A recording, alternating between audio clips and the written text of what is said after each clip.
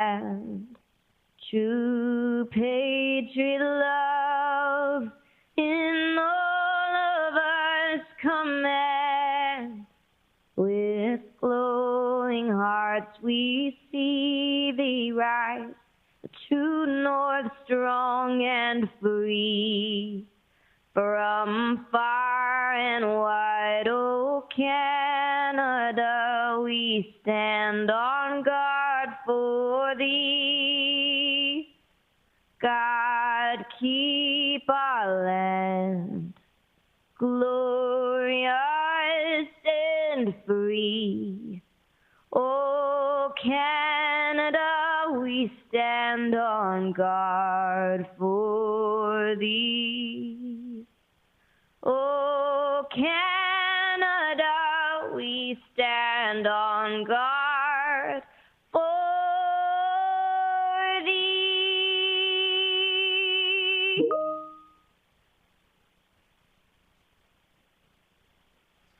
Thank you to our very own Tenille Towns for the singing of our national anthem, and to the Canadian Film Board for the images of our country. I'm going to get the meeting started with the adoption of the previous council minutes. Looking for a motion in that.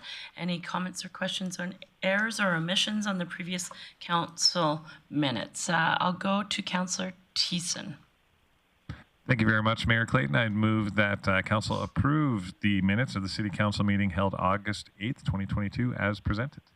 All right, seeing that, I feel like a councillor had caught something that maybe had an amendment to, we'll do an amendment to that motion. Yes, thank you. Under the committee meeting for enforcement services, it mentions my concern about crime in the downtown core, and it was more organized crime on bicycles throughout the whole city. So if that could be changed, I'd appreciate that. All right, so Councillor Thiessen, you happy with the friendly amendment to receive the minutes as amended? 100% if we get it right. Oh, it sounds like Councillor O'Connor, this is for a different set of minutes for infrastructure and economic. Yeah. It's from committee. Council meetings from, or minutes from. This is the council meeting. It was at the Protective and Social Services meeting. So at that. So again, as I said, as long as we get it right, I'm cool. So just to be clear, it will be on the agenda. The amendment will need to be in. 7. Yeah, That's perfect. where we'll Okay, so we're good as this motion is to adopt the previous council minutes as presented. I'll call the question. Please vote. And that carries unanimously. Now moving on to item number 4, and I think Councillor O'Connor, that's where you'll look to adopt this agenda with a change in the minutes from the protective services. When we get to 7.4, Yeah. that's So where it's- we'll do it. Okay, so we'll wait till we get to 7.4 and you can do your change then. The agenda, Okay, perfect. Go ahead. yes, I'd like to move that we add under reports, oh, it's already there. Well, isn't that great? Somebody's put self-care advisory in there. Thank you very much. Still need that motion. Thank you. So we're going to adopt the agenda with the addition of item 6.1, which is healthcare advocacy. Thank you. Perfect. Comments or questions on that? Seeing none, I'll call the question.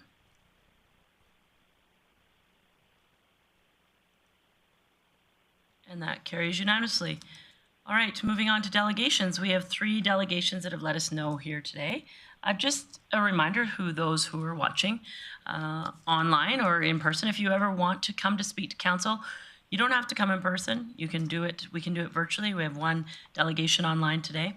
But you don't have to let us know ahead of time at the 3 o'clock session. If you do plan on coming to speak to council in the evening in our 6 o'clock portion, we do ask that you go online, fill out the form, and let us know ahead of time, because depending on the agenda, we don't always have the evening portion of our meeting. So for today, there are no evening delegations. However, we have 3 that let us know ahead of time, and there may be other people that want to speak to council that didn't let us know. So for now, we'll go with the 3, and then if you're here to speak to council and you didn't let us know ahead of time, we'll do that after the 3 that let us know. First is item 5.1, Ms. Gillickson from the Tiny Hands of Hope. So if you want to come forward and introduce yourself for those who are watching, and she has some great valuable information. So if you could both get comfortable, I'll turn on, your mics are on, you're good to go. And if you could just introduce yourselves, and then about 5 minutes would be great, and an opportunity for questions from council following that. Thank you, everybody, for having me again back today. Today, I have a Blossoming Garden of Hope update. My name is Karen Gilkison, and I'm co-founder of Tiny Hands of Hope. And before I get started, I just wanted to thank Mayor Jackie Clayton for her time, and you, City Council individuals, as well as offer my condolences for your friend and colleague, John. He will be surely missed in our community. We appreciate that. And if you could just introduce your friend as well, that'd be great. I'm here today with Elizabeth Nath, who has been working on the garden since the very beginning. Welcome. Hello, thank you. Thank you, Mayor Jackie Clayton and council members. So I haven't formally been able to introduce myself to any of you yet, but I am Elizabeth Nath. I'm Grande Prairie's local chapter of Compassionate Friends. It's a national organization for bereaved parents. Karen and I have known each other for over 9 years and have been on the project with her since the beginning. I'm grateful to be able to attend this meeting so that we can update you all on the progress of with the garden. Actually, it was 5 years ago on this day that Karen and I presented it to the Community Living Committee. And it was then that they approved our current location of the garden. So that's kind of neat. So the Blossoming Garden of Hope. We officially broke ground on May 25th. So we just want to thank those that were able to attend our groundbreaking. It was a beautiful event and it was very well attended. We had the Indigenous blessing and song by Elder Marjorie Belcourt and Knowledge Keeper Monique. So it was a wonderful day. So we officially broke ground May 31st. We did have some delays in getting our permits and insurance. So officially, May 31st, the fence went up and officially actually broke the soil. The grading work was able to be done by GP Landscaping, which was amazing because it saved the project over $20,000 and him doing it versus hiring a grading company. Cement work commenced with Rocky Johnson. As you can see, Caleb has been very active in the project. It's been wonderful to have Caleb. He is with the City of Grande Prairie City Parks, and he's just been a wealth of knowledge to work with, and he comes down to the garden often to answer our questions and help us out. So Rocky Johnson started shortly after that with the cement work, June 17th. We did encounter some delays with the concrete being poured due to weather. So what we thought would take a week actually took about 3 weeks, but we carried on. So that was, I think it was finally poured on June 28th. And the gazebo that was placed in the garden was created by a local company, Parley Sheds and Shelters. They did a wonderful job, and we didn't know how much this gazebo actually meant to Parley Sheds. Daryl, I believe his name is, he actually lost a son, a 4-year-old son, to cancer, plus 11 miscarriages. So this gazebo was really truly made with love, and to this company it really meant a lot for them to be part of the gazebo. So I love how this garden really, we just don't know how many people it's touching along the way, even before we are able to open it up to public. And the Flagstone Pathway was installed shortly after, actually I think only a couple weeks ago. There was a delay in the Flagstone Pathway because Stoneworks is heavily requested and just has a lot of work and is experiencing some shortage in labor. So he finally was able to create the Flagstone Pathway. That's the family of geese, which you may have seen. They're gonna be surrounded by the Flagstone Pathway, and it's way more beautiful than what I expected. I'm not sure what I was thinking, but it's one of my favorite spots in the garden. And the planting began on July 22nd. So that was really exciting. I'm pretty sure I'm dreaded when I go down to the garden because I come out with my phone and camera and they're like, oh my gosh, here she comes. But it's been really exciting to see. And I love how Ian Hoff and Caleb from the city parks are always willing to stand and take pictures for me. And so the planting has begun. That involved was kind of time consuming because they had to figure out which shrubs love the sunlight, which shrubs would like the water and shade and so on. So it was a little bit of science behind it, but it's looking really great. And the next steps. So up next, we have sod that's going to be going in. We're ordering signs. We have furniture set to arrive, so benches and our picnic tables. That's expected late September. We've also received a $75,000 from the Alberta government. So we are currently working with that to figure out where to spend those funds. It is above and beyond our projected cost. However, as you can imagine with any construction, one of the things that we just learned today that we need to wrap the trees, 137 trees, to protect them from deer, moose, and beaver. Apparently there's a beaver problem down there. So that comes to a cost, I don't even want to say it's going to be expensive, over $10,000 to wrap these trees. So that's an additional cost to the projected cost. So $75,000 will help cover some of that. Plus, we're working on replacing some of the additional trees, not only at the park.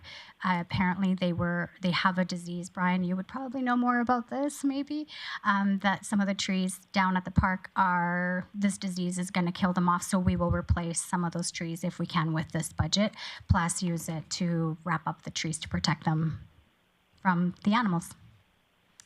And lastly, we have something exciting to share with you that we haven't shared with the public yet.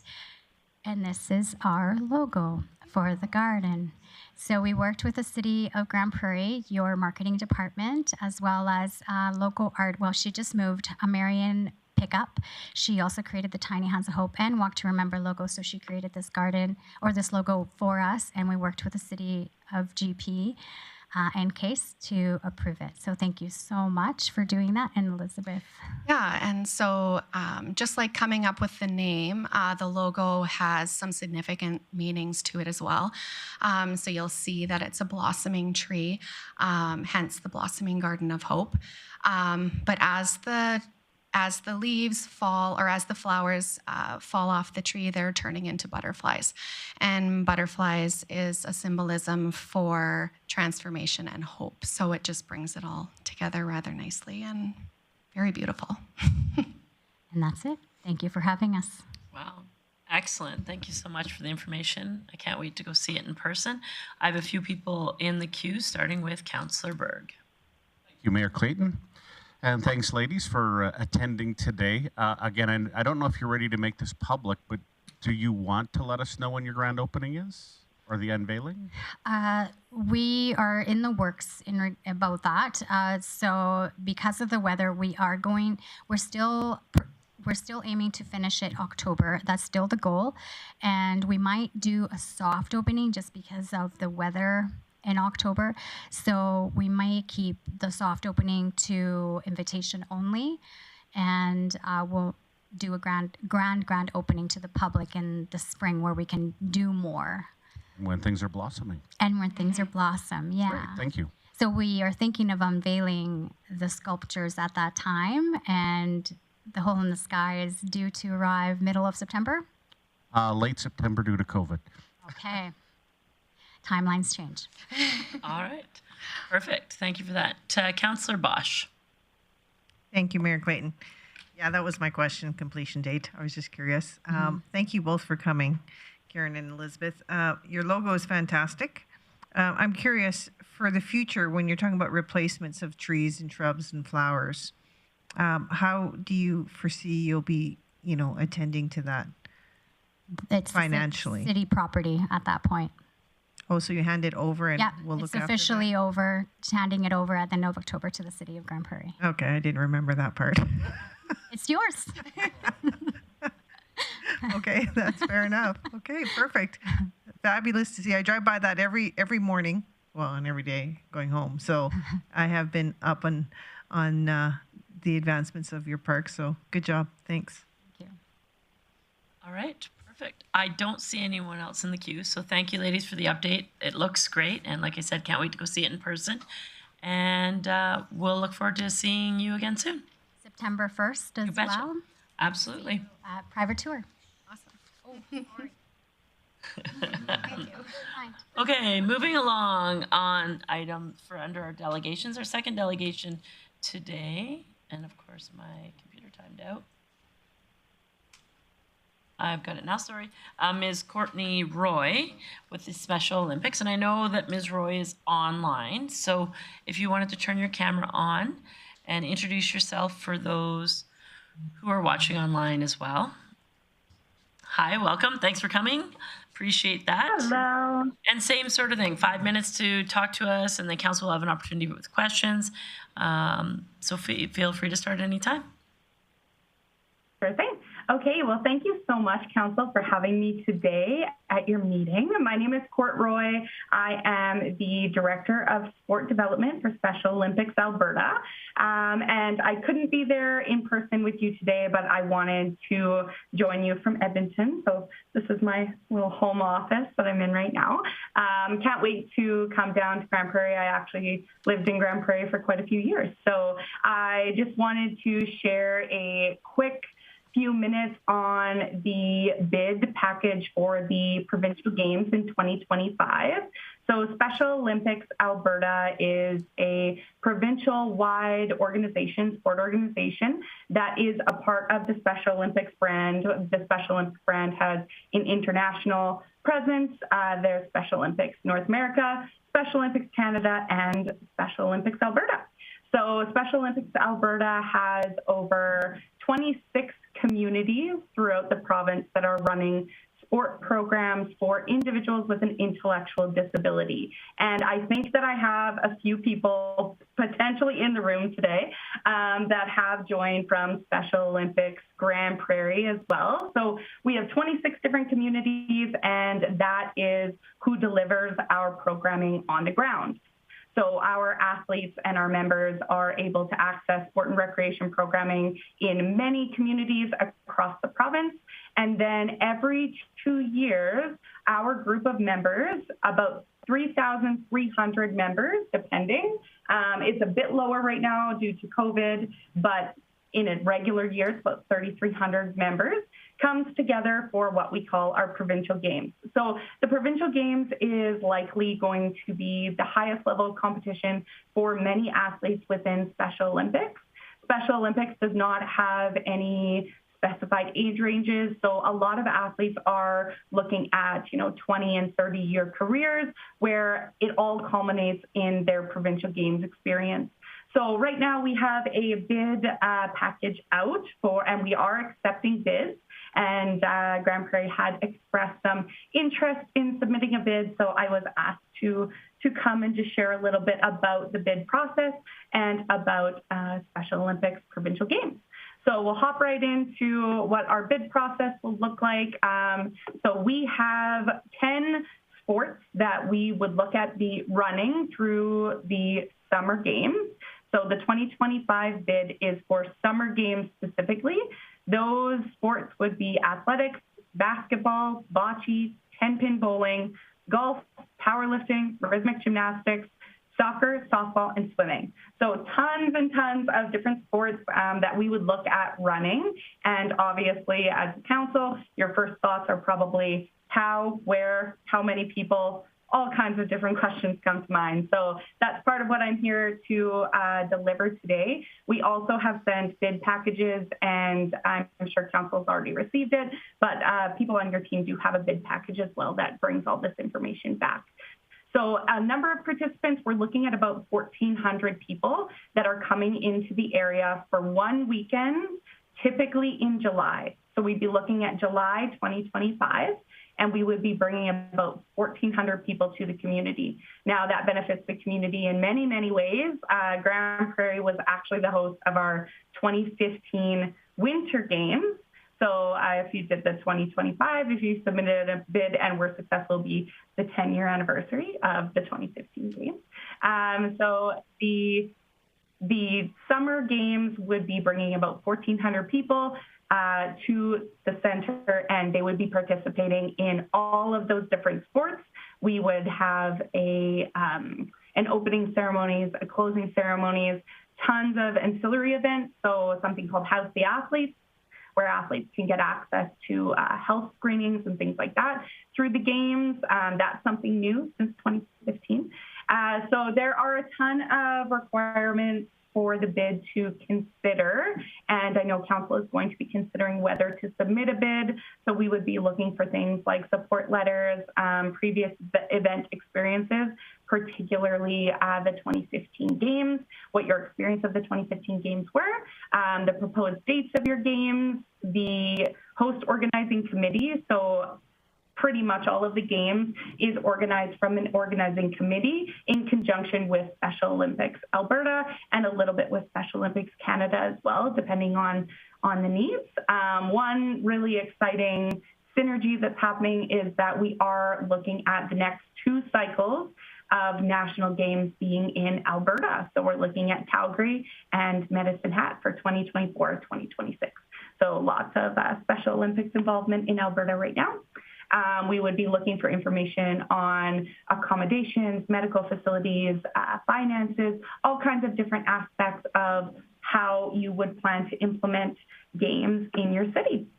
So a big factor of success for us would be access to transportation, proposed dates of your games, keeping in mind the weather. I mean, July is usually a pretty good month for us, but we did have 45-degree heat in Medicine Hat when we were there in 2017.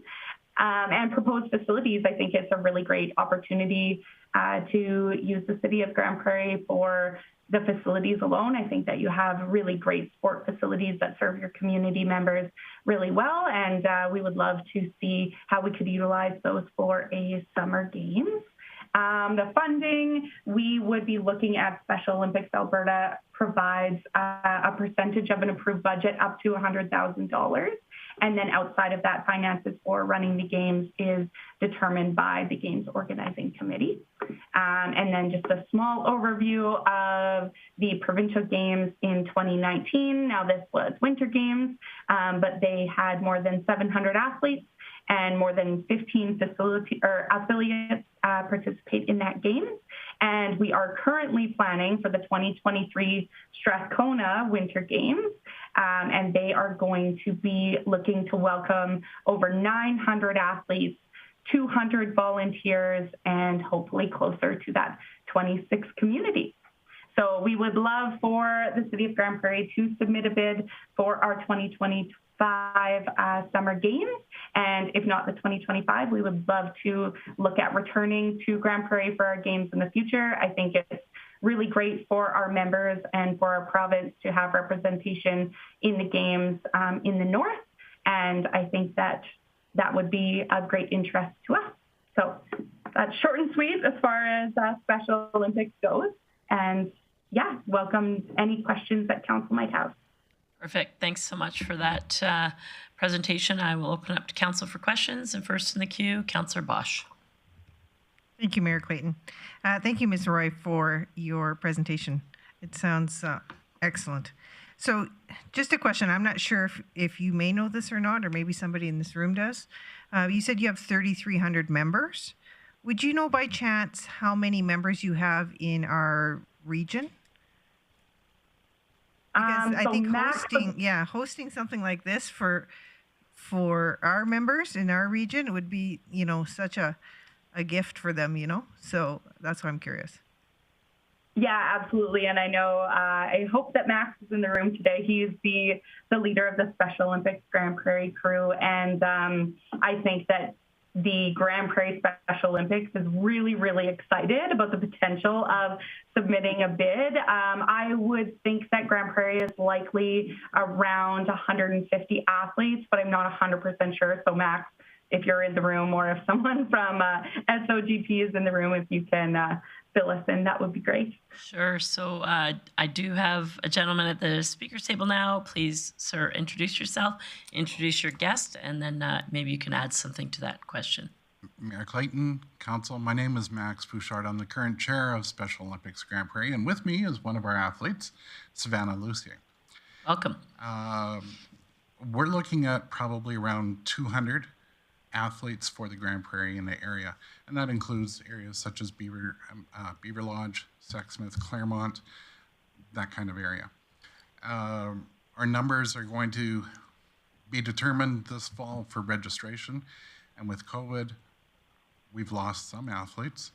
Exactly who and how many, we don't know, but we'll have better numbers this fall during registration.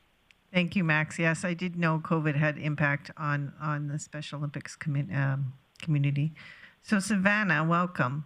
What would hosting these Summer Olympics mean to you? It means that it makes me happy to do the Special Olympics. And I made some friends there, so it makes me happy to be there. Absolutely. Good job. Something I'd like to point out about Savannah specifically, a few years ago, Tim Hortons started a donut contest, and that was to all the Special Olympics spread across Canada. The very first donut that was ever chosen and won was created by Savannah. So she brings recognition not only to Grande Prairie and Special Olympics, but also to everyone across Canada that Special Olympics is a valuable thing. We'd love to, in Grande Prairie, host the 2025 Special Olympics Games, Provincial Games. We were asked if we wanted to bid independently. No. We will support the City of Grande Prairie if the City of Grande Prairie sees the value in going ahead with the bid. Perfect. Thank you. I have a couple of other counselors in the queue. I just had a question for you, Savannah. What sport do you participate in? I got lots. I did gymnastics, badminton, bowling, swimming, gymnastics, curling, and golfing. Wow. Basketball. Well done. And basketball. So you're like 9 of 10 sports, basically? Yeah, I'm Jessica, and I'm in the badminton bowling team, and I made the team, but I'm the extra if someone get hurt. I'm in, so I have to step in. Well, that's awesome. Congratulations. Savannah was and also thank you on for the all your national team participation. for bowling. Oh, wow. Yeah. But due to injury, she ended up having to pull out. So we're hoping that she can make the national team again this year. Well, good luck on that. I do have a couple other counselors in the queue, so if you could just stick around in case Ms. Roy or Mr. Max, if you could answer them. Councillor O'Toole. Thank you very much for being here today. I want you to know that I did have some of those donuts that I had a few, so they were really good. And I just want to ask you, who's a better golfer, you or Doug Eady? Maybe me. Yeah, that's the answer that you have to give all the time. Okay. And you're looking forward to seeing a lot of friends from the past games? Yes. Okay. Well, that's the goal of Olympics, right? Friendship. So congratulations, and we'll see what we can do here. Okay. Thank you. Thanks. Councillor Blackmore.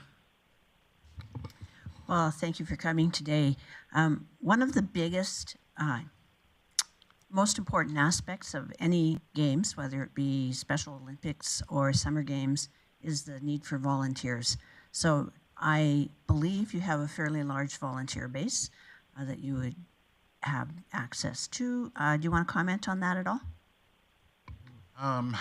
Our volunteer base right now consists of coaches. With COVID again over the last 2 years, we've lost a lot of volunteers and that kind of thing. So it's going to be a rebuilding fall, winter to bring in more volunteers and increase our numbers for not only the sports and coaching staff, but also for fundraising and that type of thing. The 2015 Winter Games, I wasn't part of those games, but my understanding is they were quite successful and they had quite a huge number of volunteers. And the city seems to have the ability to, when there's an event going on, everybody wants to take part and everybody wants to assist for good reasons. So we're hoping that if the city goes forward, we'll be able to draw from the general public an increase of volunteers and pull it off. And I am confident you will be successful. Thank you. Thanks for that. I don't see anyone else in the queue. I did have a question either for yourself or Ms. Roy.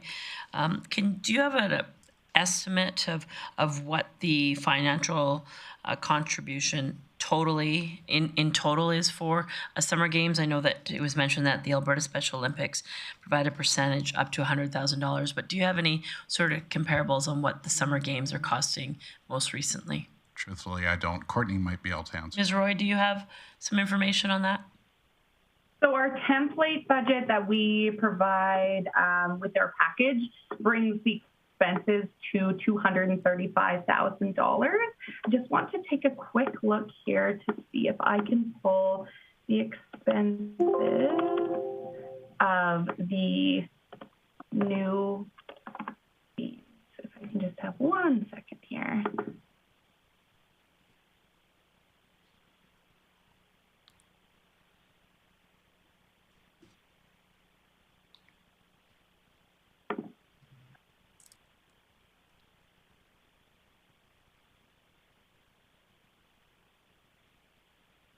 And while you're looking, I'm assuming that there are traditionally some corporate sponsors that like to be part of the games.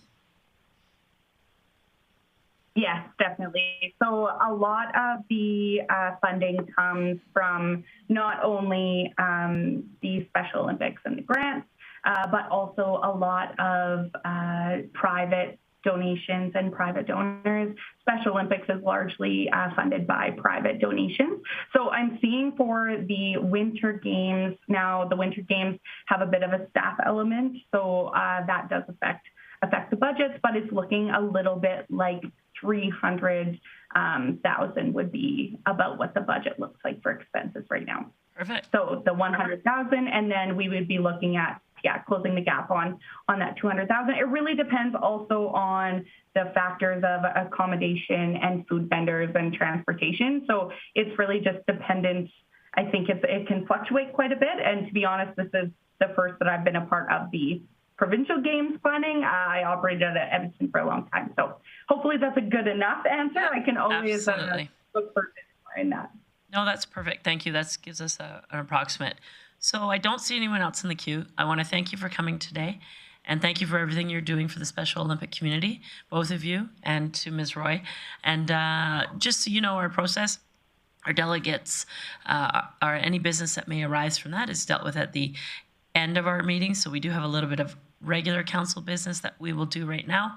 You're more than welcome to stick around and watch, or you're more than welcome to leave, and someone from administration will follow up with you. Perfect. Thank you. Thanks for coming. I have to apologize. I had so many people lined up to be at this meeting tomorrow. And then I got a phone call from Jen and from, I'm sorry, Savannah, that the meeting was today, and it's like, oh, great. So we do have a lot of support within our organization for this. Perfect. Well, we appreciate you coming. Thanks so much. Nice to meet you, Savannah. All right. Thank you, everyone. Thank you. Moving along into we have one more delegate that let us know ahead of time. Ms. Kimball, if you wanted to come forward, introduce yourself for those who are watching, and same sort of process. You have about 5 minutes, and then council may have questions for you, and I'll turn it over to you. Thank you.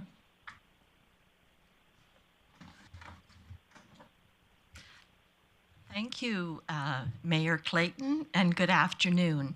My name is Cheryl Kimball, and this is my great friend, Kathy Miles, and our somewhat adopted daughter, Allison Bergsma. Perfect. And, welcome. I want to thank you very much for meeting with us and acknowledge the loss of John Lainers. So I had been on some groups with John, involved in fundraisers, and he definitely was one of the let's get it done guys. and has left a big hole in our community. So I'm sure you realize the loss is heartfelt. Thank you for that. So we are part of a team of community members who are on a mission to raise enough money to purchase the Mozart 3D surgical system. We have partnered with Grande Prairie Regional Hospital Foundation. This partnership means that Alberta Health Services have approved the use of the machine in our brand new facility. Dr. Shaw, one of the surgeons here in Grande Prairie, was very excited and supportive of our efforts to make this dream machine a reality. I'm sure each and every one of us here has been affected or seen the effects of breast cancer. So whether it be a spouse, a co-worker, sibling, other family member, or a friend, it does affect us all. We are committed to helping future breast cancer patients receive the highest care possible. The Mozart screening system uses advanced technology to scan breast tissue during surgery and identifies clear margins, reducing the need of additional surgeries. Allison is here to share a small part of her personal journey and to answer any questions you may have. Kathy and I are very proud to be working with this wonderful, caring member of our next generation. Her enthusiasm and outgoing personality has energized us all to spread the word. Allison. Thank you. Hi. Thanks so much, Mayor Clayton and Council here for having us. My name is Allison, and there is a little bit about my personal story in the information package that was handed out. But I am a business owner here in Grande Prairie. I'm a mother of 4. And in 2019, at the age of 39, I was diagnosed with breast cancer with no family history, no symptoms, and no reason to get a mammogram for another 11 years. Breast cancer was a complete shock. It was only found by my new family doctor wanting a baseline, and we are so very grateful for him. My kids were 13, 11, 10, and 7, and this was a very scary time for our family. 5 surgeries were required to remove all of the cancer. Having this machine would have told my surgeon during the first surgery if all of the cancer was removed. This machine would have saved me 4 additional surgeries. That is 4 additional times of being put under, 4 additional times assuring my children that I will be okay, 4 additional operating spots that I took from someone else waiting for surgery. I added huge costs to our healthcare system that could have been prevented by having the Mozart system available. And that is just me. There are many of us in Grande Prairie that have required additional surgeries. Not having this machine delayed the next steps of my treatment, chemo and radiation, by waiting for results and healing in between all of the surgeries. We are very excited to be fundraising for this valuable machine. And as a breast cancer survivor, I know how important the Mozart system is, and we are wanting to help future breast cancer patients receive the very best care that's available. As we all know, breast cancer is prolific, and at some point, breast cancer will affect your family personally. It is estimated that in this year alone, in 2022, 78 Canadian women will be diagnosed with breast cancer every single day. 15 Canadian women will die from breast cancer every single day. We also cannot forget that breast cancer affects men, although not as common and not often spoken about. There is an in-depth explanation on how the Mozart system works in the information package, but it is a state-of-the-art 3D technology that reads the tissue right down to 1 millimeter slices. Our breast surgeons at the Grande Prairie Hospital here are excited about this machine. This machine can be used for other cancers, but predominantly will be used for breast cancer surgeries. It will decrease surgery time. It will decrease the need for additional surgeries. It will eliminate recurring cancer by having all of the cancer removed. It will lessen the need for larger surgeries like mastectomies, just like the double mastectomy I ultimately had on my 5th surgery. But most importantly, above all the costs and time savings, the Mozart system will provide comfort and confidence to the patients and their family, knowing that all of the cancer has been removed. And this is so very important. Our total fundraising goal is $275,000. We have partnered with the Grande Prairie Regional Hospital Foundation and currently raised $187,869,000, leaving us with $87,131 left to go. Some of our fundraising efforts so far have included personal donations, business donations, bake sales, barbecues, bottle drives, and car washes. We are also hosting a mixer October 1st at the Jackpot. We are passionate and we are dedicated to bring this Mozart system to our hospital. We are your mothers, your friends, your coworkers, your cousins, and your annoying sisters. We thank you so much for your time here today. We appreciate your consideration, and we are grateful for any support that you are able to give the Mozart system. Perfect. Thank you for that. Anything else to add, ladies, before I go to council for questions? Okay. I have quite a few people in the queue, so. Councillor Thiessen. Thank you very much, Mayor Clayton, and thank you very much, ladies, for coming in and living your passion, bringing it forward so people in our community can get the treatment that they require and that they deserve, and the compassionate care along with that. Just a quick comment to you, Allison. I can't believe it. 4 kids, 4 extra surgeries, chemo, radiation. You look like $1 billion. Like, Thank you. Literally, yeah. People got through that type of disease and those types of obstacles and looked as good as you. I think you're a beacon of hope for people. So I guess my first question was, what is our funding at? And I was really buoyed to hear that you've got most of it already fundraised for, and that our community is that much closer to having an important piece of machinery like this. $87,000 in the grand scheme of thing is kind of a smaller number when we deal with millions. But my question for you is, so you did allude to the fact that doctors are excited about being able to use this machine. Do they have to have any specialty, or do you need a special technician that Alberta Health Services might have to provide in order to run these machines? No, that's a good question. They actually don't have anything. The surgeons will be trained when the machine comes up. So it'll just be in-house and they're ready to go. Awesome. Cool. That's good to know. Thank you very much. Thank you for that, Councillor Thiessen. Councillor Blackmore. We are so, so happy to see you here today. Thank you. A couple of quick questions. Can they use Mozart for other soft tissue tumor removals as well? Yeah, they can. That was part of it. They said it is predominantly breast cancer is what they've been using it for, but it can be used for other cancer surgeries for sure. It's the soft tissue that is the important part, right? Yeah. And then the other question, you mentioned you're having a social mixer on October 1st at the Jackpot. Is that the mixer that you mentioned in your handout to us? Correct. That's $75 ticket or $600 table. Per table And we're actually sold out. The community just went wild, and we have a wait list going already. So if you want your name on the wait list, we would be happy to put you down. I'd love to, but unfortunately I won't be here at that time. But certainly, I am absolutely confident that you'll have this nailed in no time at all. Thank you. Thank you for that. Councillor Bosch. Thank you, Mayor Clayton. Thank you for coming. It's a pleasure to see you. And actually, I have to tell you, well, most of my questions were asked, but you've been on the radar, on my radar for a little while now. I hear about this Mozart group all the time.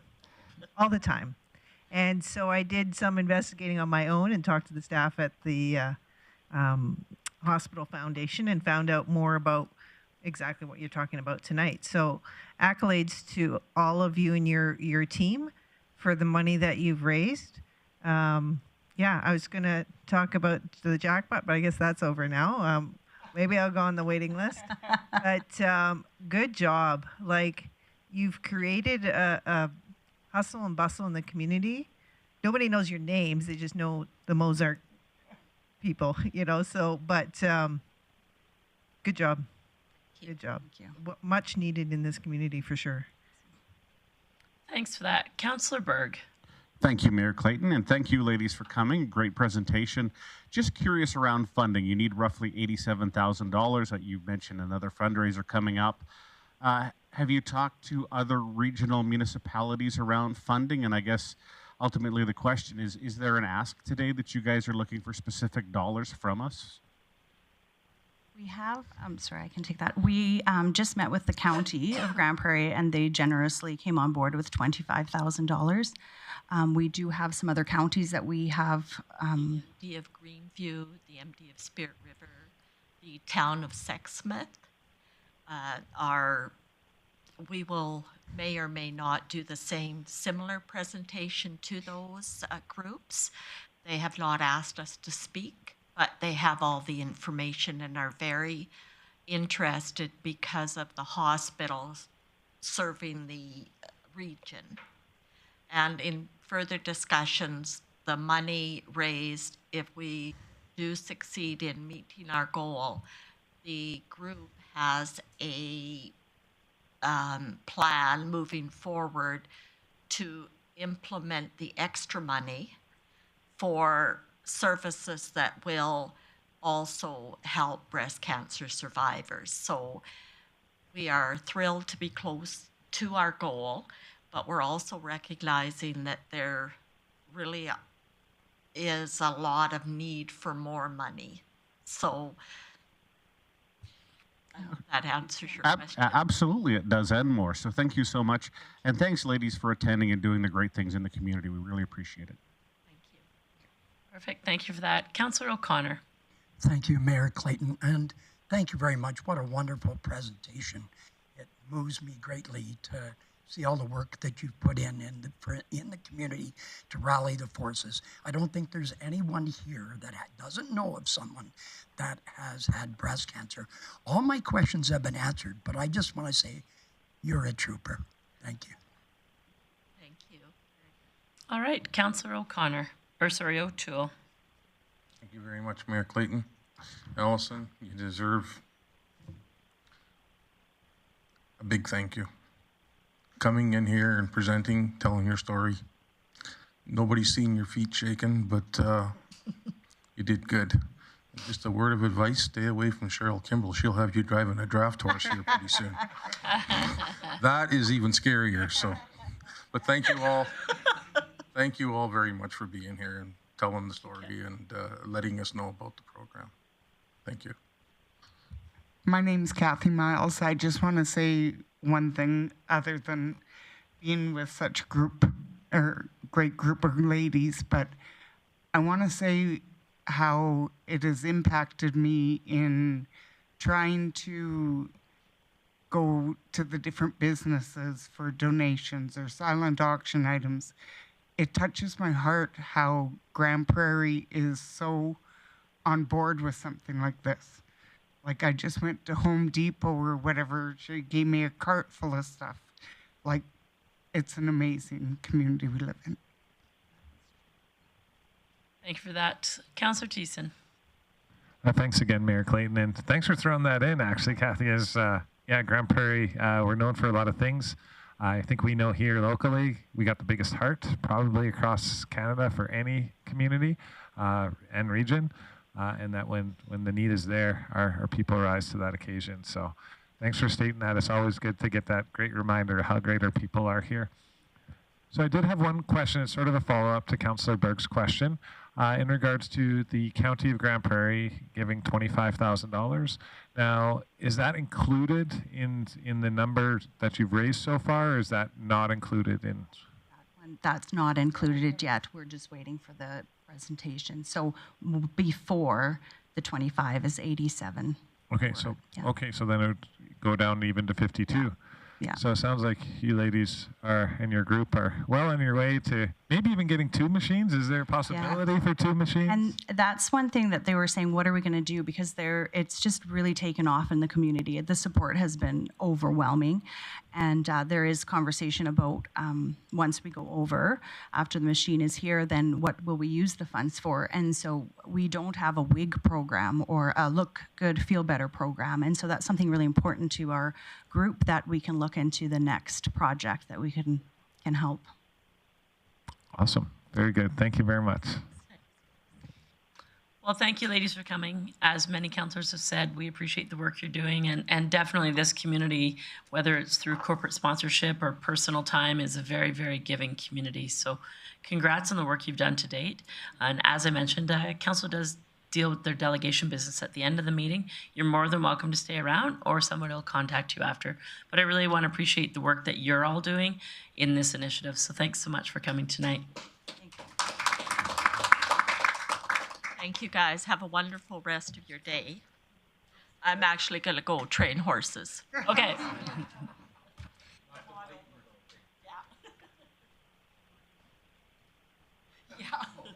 All right, so moving along, I'm not aware of any other delegations online. There's no one else in the chamber unless they're hiding.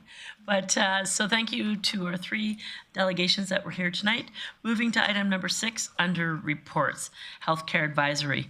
I'll just introduce this item for discussion and ask that council get in the queue for further discussion.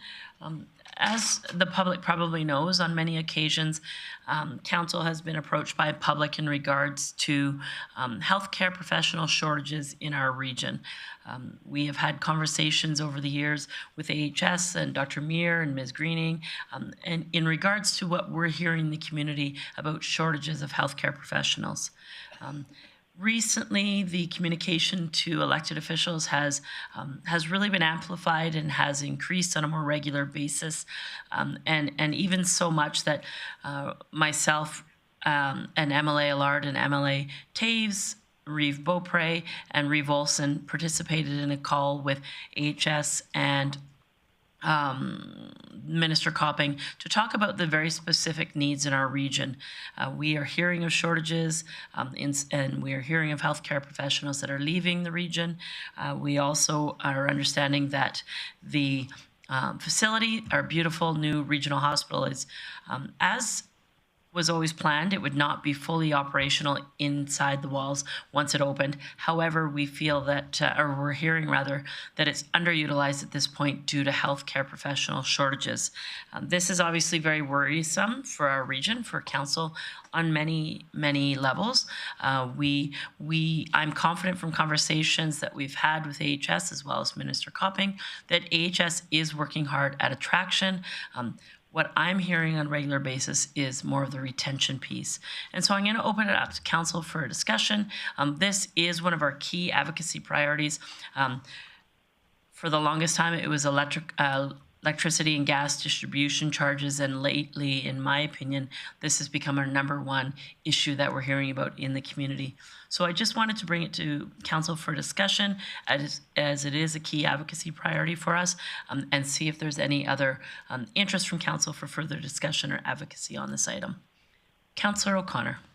Thank you, Mayor Clayton. I think it's some of the things that we've heard from members of the medical community that we need to have a local management system here, and so that we can deal with the issues that are on the line, and this would certainly help our surgeons and to fill up the operating suites. So I think that, and to be able to retain doctors who are leaving, they need their operating time, and I think it's important that they get this operating time and not just have 2 or 3 or 4 suites. We have 10 plus a maternity operating theater, and they should be all in use. And there's a whole sphere of number of operations that are in the queue. I've heard the number is over 75,000, and I don't think the public wants that, so we need to be able to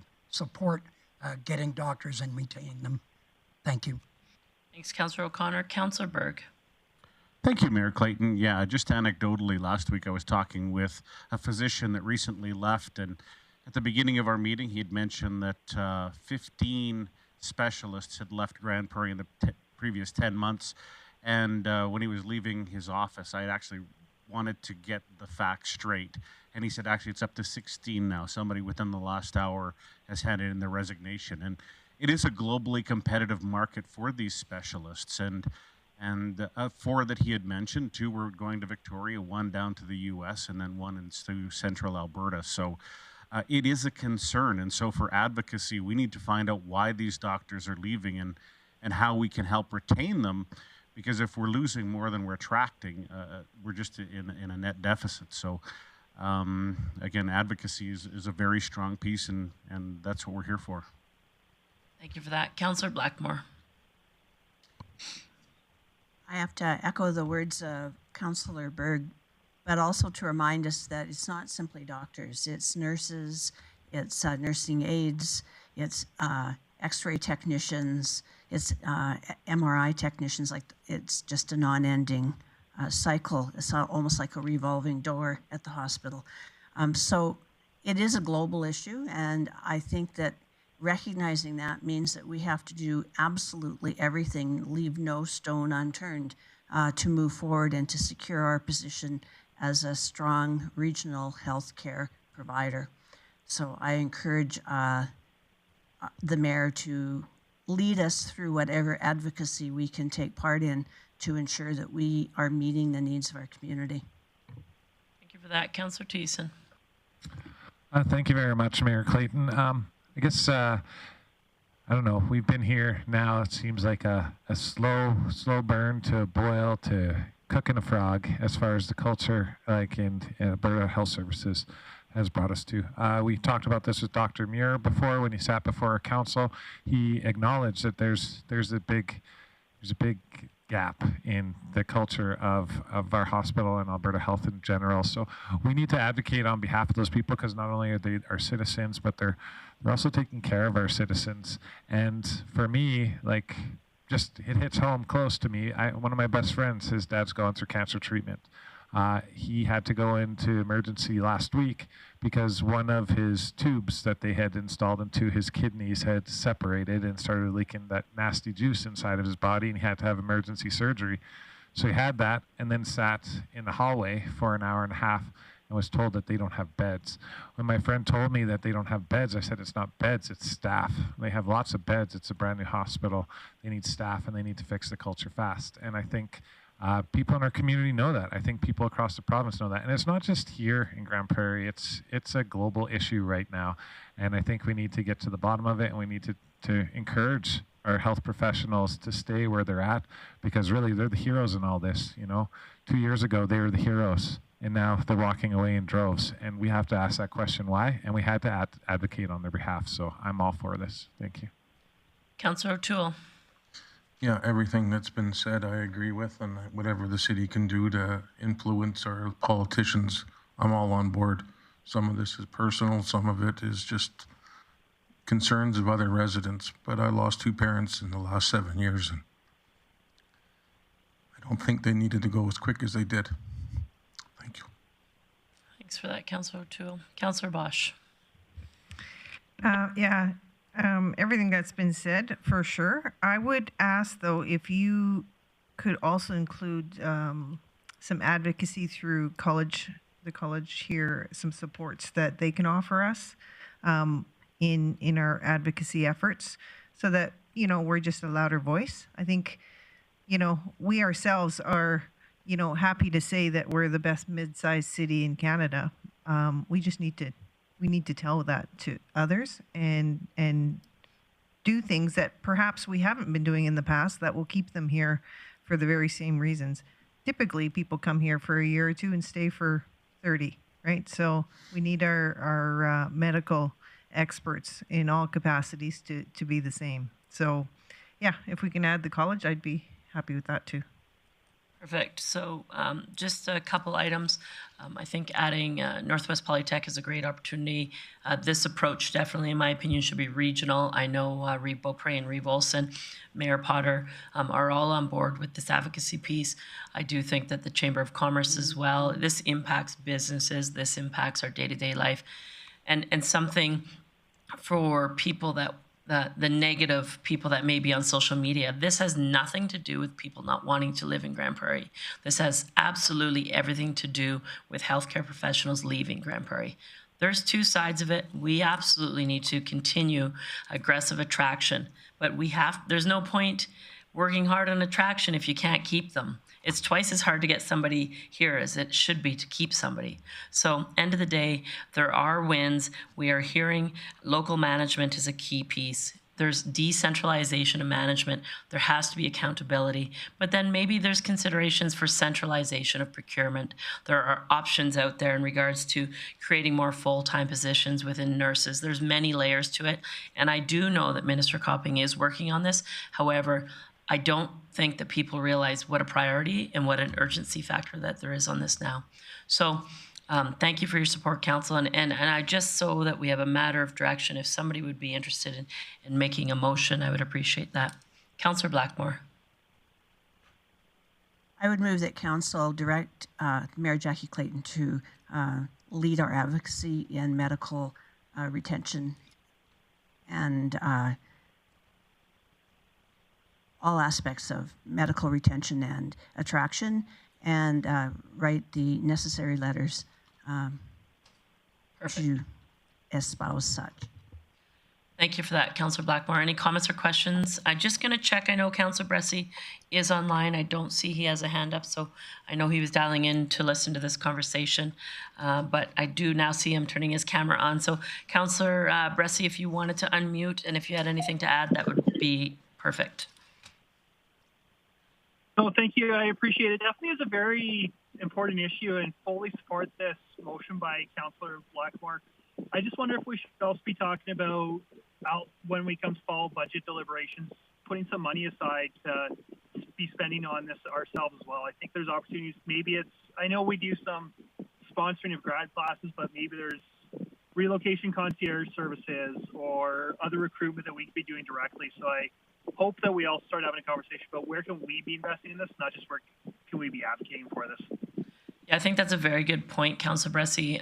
The public may not know, but we do, through the city, attend a University of Alberta, sort of a trade show type thing to recruit residents. I know that the discussion was to expand that to University of Calgary, and with that, we have a trade show where residents go around and they basically shop where they may want to do the residency, and our organization has been doing that in the past. I know they are expanding that. I do think that there are opportunities for expanding that even further. End of the day, if Councillor Bressy, if you had consideration for something specific to refer additional advocacy to the fall budget for deliberation for consideration, if you wouldn't mind possibly doing that in a subsequent motion, that would be, I think that's very valuable. All right, so, Councillor Thiessen, go ahead. Yeah, sorry, Mayor Clayton. I agree with Councillor Bressy, and I agree with your sentiment towards him about a subsequent motion. Just a question in regards to budgeting. Normally we have a council strategic fund that we have. Would we need a whole separate pile of money, or could we apply that, considering that budget may be tight this year? In my opinion, if the advocacy entails more, let's figure that out. But I think for now, let me talk to the regional leaders and see what a plan could look like, and then I can come back to council for consideration. Yeah, that sounds good. Thanks. Perfect.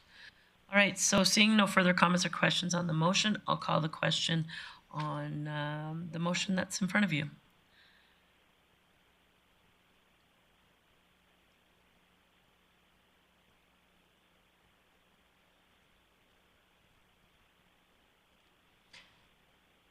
Missing anybody?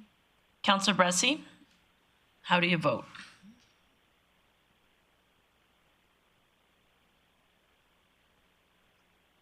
Oh, here he's coming. In favor. Councillor Bressy votes in favor. Thank you. And that carries unanimously. All right, thank you for that, Council. Moving on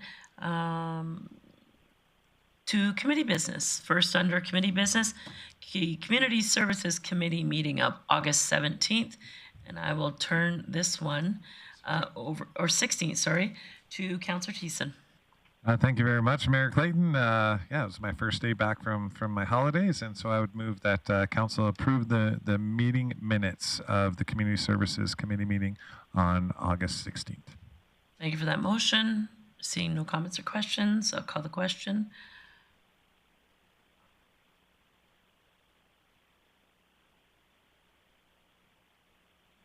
Councillor Bressie in favor. Councillor Bressie votes in favor. And that carries unanimously. Councillor Thiessen, you had one item of business. Yeah, one item of business, but it's a good doozy of a motion to make. So I would move that council approve the funding allocation in the following amounts. Sorry, I'll introduce this first before I go there because it's sort of it's worded weirdly. Anyways, so this next motion is in regards to grant recommendations. Typically, we have large-scale tourism funding. This year, we didn't spend all of our money, so council directed administration to find a way to reallocate this for startup events and for sporting events as well. And the majority of what we got in return was startup sporting events, and so this money will not go back into general rev, but it will be used to create things happening in our community. In saying that, now I would move that council approve funding allocation in the following amounts. To the sport hosting grant funding to the Grande Prairie Aquarium Swim Club in the amount of $5,000. Sport hosting grant funding to Swan City Football Club in the amount of $5,000. Sport hosting grant funding to the Grande Prairie Filipino Basketball League in the amount of $2,000. And sport hosting grant funding to the Grande Prairie Fastball Association in the amount of $5,000. Just to close again, I think these are all worthwhile events. There wasn't any big debate at committee meetings, and this is a way and an opportunity for different events to get up off the ground and maybe create a bigger name for themselves so that they can tap into larger scale funding perhaps in the future. Perfect. Thank you for that motion. Any comments or questions on the recommendations that were listed in that motion? Seeing none, I'll call the question.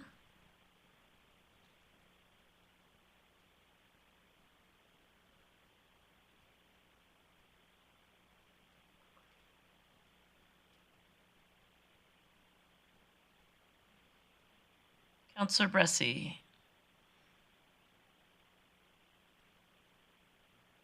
In favor. Thank you for that. And that carries unanimously. I did have a question for maybe Deputy CAO Miller can answer for me. Is there at some point going to be an opportunity for the Community Advisory Committee to come to council and update the work that they've been doing on the grants that they've supported? I think they're doing excellent work. It would just be nice to see the whole sort of bucket of work that they've done. Sure. Thanks, Mayor Clayton, for the question, and we can certainly do that. We'll work with SDWC, or Sports Development, Wellness and Culture, and Ms. Beaverdorf, and we'll find a suitable time to bring them forward. Perfect. Thank you for that. All right, Councillor Thiessen, any other highlights from your meeting? I got a few highlights, and they're even highlighted in my package here, so I don't fall off the page a bit. There was a lot covered, but just some important notes.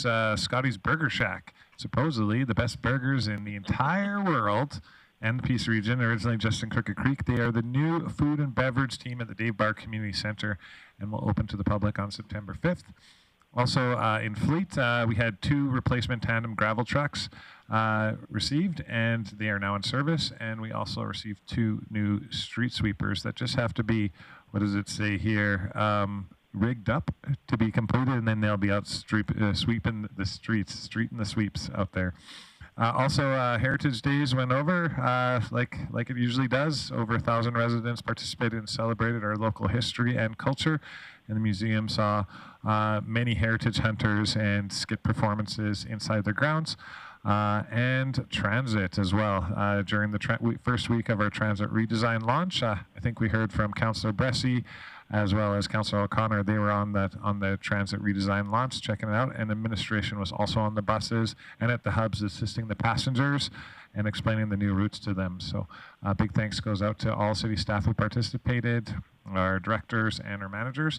And finally, we received a correspondence from the town of Sexsmith from Mayor Kate Potter requesting that the Combative Sports Commission would look into having them sit on the Grande Prairie Combative Sports Commission. So we forward that off there, and I'm sure Councillor O'Toole will take care of that and convey all the messages there rightly. And that's all. Thank you very much. Perfect. Thank you for that update, Councillor Thiessen.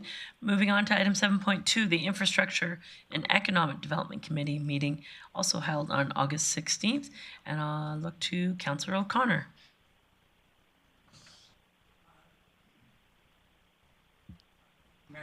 I'd like to move that we accept the meeting from the Economic and Development Committee meeting held August 16th.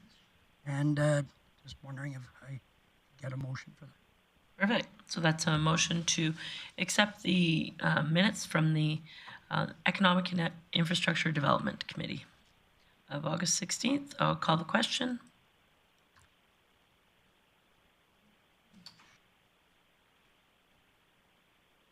Councillor Bressie, how do you vote? In favor. Thank you. And that carried unanimously. Any highlights from your meeting, Councillor O'Connor? Yes, I have a few. Thank you very much, Mayor Clayton. I'd like to mention the on the 16th, the Rural Renewal Stream Program, looking at labor retention and attraction, was implemented. And then, believe this or not, 45 businesses, new businesses, started up in those 2 weeks. And I think that's a tremendous positive piece of news. Under engineering services, they posted RFPs for the traffic signal design and construction, the South Bear Creek Diamond Lighting, and the Bear Creek Corridor Assessment. And the ones that we closed are the Storm Drainage Master Plan, Bear Creek Control Services Annual Inspection, and the 2023 Sidewalk Program and Transportation. The salt storage replacement maintenance is taking place, hopefully to be completed sometime in October. Thank you.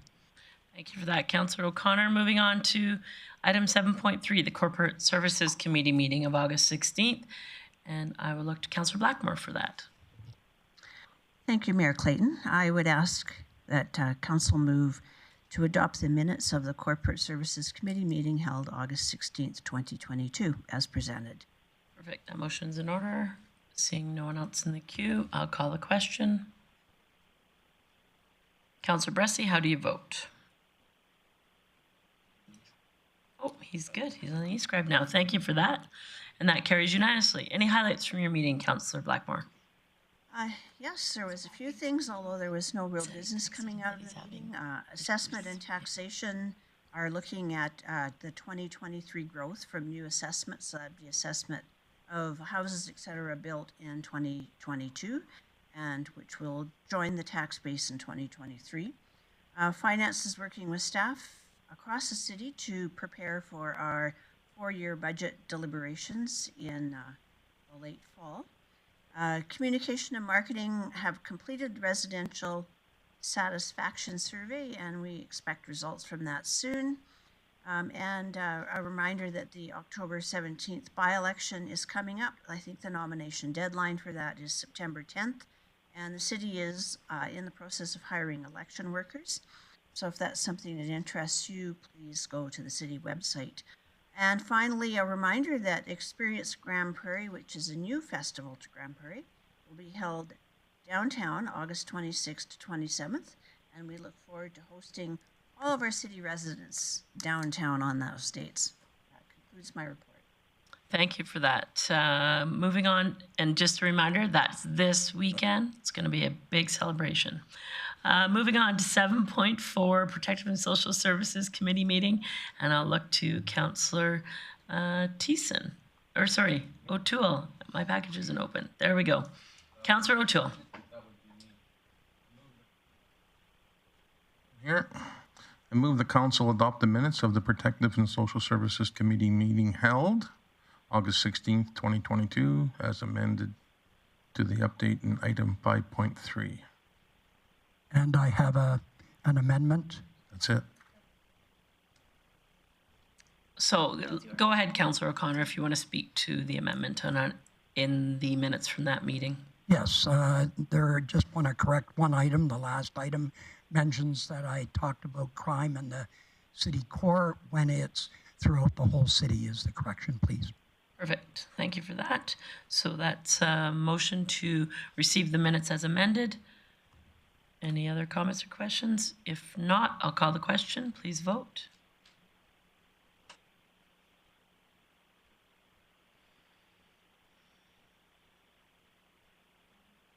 Councillor Bressie, how do you vote?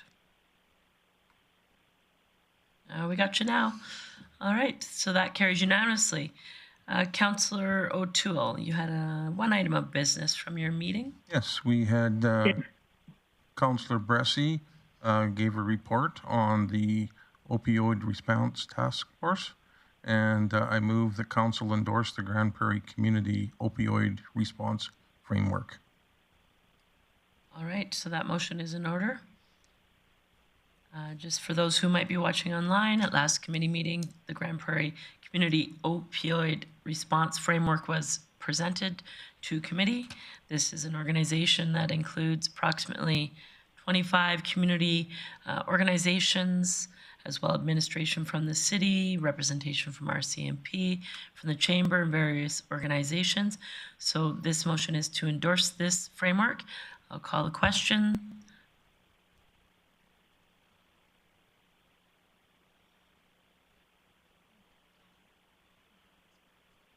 Councillor Bressie. And now you're in. All right, we got you now. That carries unanimously. Thank you for that. And I see Councillor Thiessen in the queue. Yeah, sorry. Thank you very much, Mayor Clayton. I think Councillor Bressie might have been trying to chime in to just point out one of the biggest differences to our Community Opioid Task Force response plan was under Pillar 4, which used to be on enforcement and how we enforce I guess people who are doing drugs or selling drugs. That's changed now to first responders and how we can best respond to the people who are in need, who are going through an opioid situation, and how people deal with it afterwards by having mental health response workers working not only with our first responders, but the people that are impacted by the overdoses as well. So I just wanted to commend the group for making those changes. It's a lot more sensitive and a lot less hard-fisted for justice by saying enforcement. So thank you very much. Thank you. Thank you for those comments. Councillor Bressie, I see your camera on. If you wanted to unmute, go ahead. Yeah, thank you, Councillor Thiessen. I think it is good to highlight that we changed the first pillar, but also do want to just emphasize that the task force does still see a role for enforcement in the opioid crisis. RCMP is still very much part of our work. I think especially when it comes to traffickers and people who are victimizing others, there still is a role for policing. It's not. There's just roles for many other things as well, and so that's why we kind of soften that pillar a bit. But just don't want anybody to think that there isn't still the task force envisioning enforcement as being necessary. All right, perfect. Thank you for that, Councillor O'Toole. Any highlights from your meeting? I will highlight a few items here for sure. Community social development recruitment is underway for the Youth Advisory Council. The recruitment will end on September 30th. Enforcement Services has daily patrols continued of areas of concerns for the city, including the presence of officers on foot throughout the entire downtown core. And under the fire department, we've got a new fire engine. It will be replacing one that has served its time. And under the Rotary Ukrainian Initiative, we're asking for a report to come back from the Rotary Club to see where we are. I think we're at 33 families. 50 now? Yeah. So the number's been going up, and I know I've been helping move in at the odd time. Bicycle safety initiatives. There was a report from Enforcement Services Manager, and it was to talk about the current legislation is sufficient to regulate bike safety in our community. However, some minor additions could be added, and with that, there's a report to be coming back with proper signage and appropriate costs. Where appropriate, sorry, and with costs, and we'll deal with that later. Also, community opioid response. Sorry, the tongue is working not good today. Grande Prairie Community Opioid Response. Like I said earlier, Councillor Bressie introduced the Grande Prairie Community Response framework to the committee, and he gave us some ideas and some changes that are taking place, and we just made a motion, passed a motion on that, so we're good there. And the big highlight for me was Indigenous Relations Advisor introduction, and we have a new employee working for the city. He comes with a huge background of university and different I don't know how you'd call it, different skill set than we were expecting, but we're happy to get it. And so that's Warren Newkirk, and he started with the city here just recently. So looking forward to see what we can do with that, and I'll leave it at that. Thank you. Perfect. Thanks for the update, Councillor O'Toole. Moving on our agenda to item number 8, correspondence. And there's one item of correspondence in your package from the Grand Spirit Foundation, talking about the Board of Directors' participation. And so I'll turn that to Councillor Thiessen as a council representative on Grand Spirit Foundation. Yeah, you bet. Thank you very much, Mayor Clayton. So this is just a letter and a correspondence, just changing sort of our board makeup. We had to pass an extra motion to have an official representative from the MD of Greenview sit on our board as well. So purely this is just a technical update and making all the partners aware. It has already been voted upon by the board, so they have been accepted at our previous meeting. And this is just a matter of making sure that all the partners around Grand Spirit are informed of what's going on with the board and any changes to the board, and making you aware of that, and also showing the bylaw. So, yeah, I don't believe there's any action besides, any action besides just receiving it for information. Sure, and if you just, do you want to make that motion? Sure, I would move that we receive the letter, the correspondence from Grand Spirit Foundation for information. Perfect, thank you for that. I don't see anyone with any comments or questions, so I'll call the question.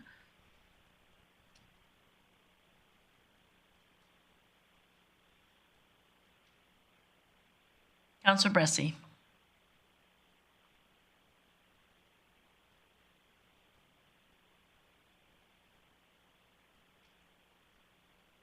We may have lost Councillor Bressie, so we'll close that. And that carries unanimously. Moving on to delegation business tonight, this afternoon, we had 2 delegations. In favor. Oh.